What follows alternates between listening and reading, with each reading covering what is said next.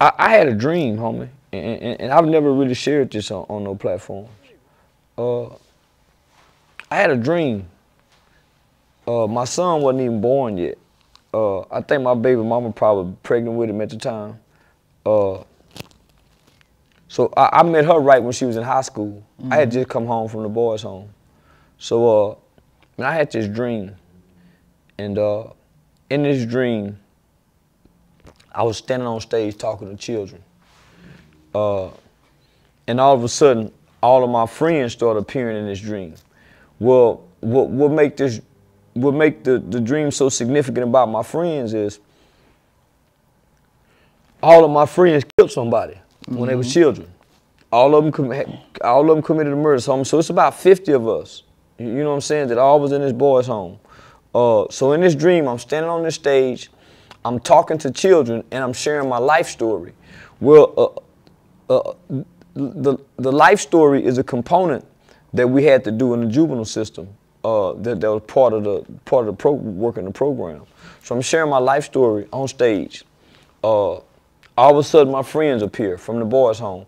But at the time, every last one of these guys was serving time in adult prison. Right. I was the only one free. My brother appeared. So we're all sharing our stories, but I can't hear them, they can't hear me, but we're talking to children, and we're crying, the kids crying, and at the end of this dream, we all enter into individual doors with blinding bright lights.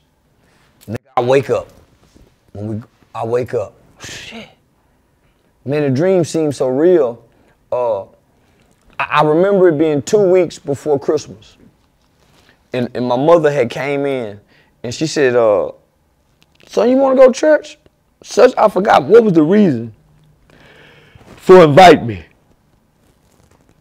But I said, no. When she left, I went on the back porch, rolled me up a blunt. I hit that blunt, and I had an urge to go to church after she said that. That urge turned into a fear. Well, I hit that blunt, and I said, shit, nigga, I'm just gonna go to church and just put some money in church to keep the Hanks off of me. The Hanks is bad luck. Yeah. Because, you know, at the time, niggas just really don't really have a real solid foundation, spiritual belief. You got the traditional shit, you know, that you grew up with. Right. So I go to church, make a long story short.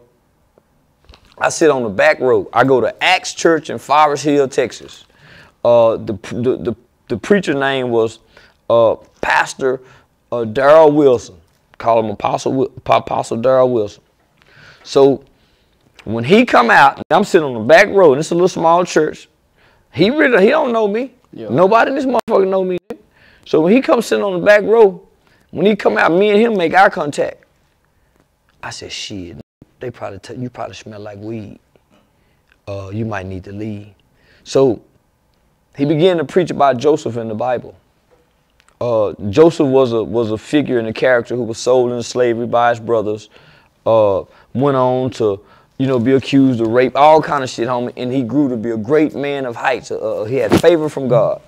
So at the end of this sermon, this pastor said, when I walked out here on this stage, I got a kick in my spirit.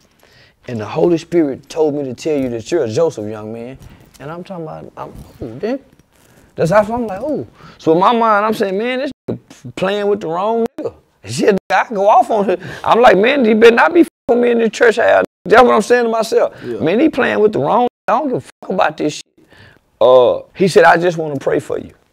So when I went down to that altar, homie, when that man began to pray, he began recanting that dream that I had. Right. Nigga, how you know what I... Right. So he started saying the shit that was happening in the dream. And so he said, I see you sharing your life with children. I see you having an impact on the world. I see you changing children's lives. I see you impacting governments and laws. He's saying some bullshit to me. You know what I'm saying? But he spoke it. Yeah. And he spoke it in the prayer. And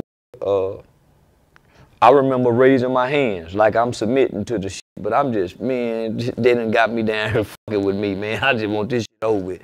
So to fast forward 10 years, 12 years down the road, I began doing that. Right. And then, you know, when I started doing it, it took me back to that dream. So most people don't know that, homie.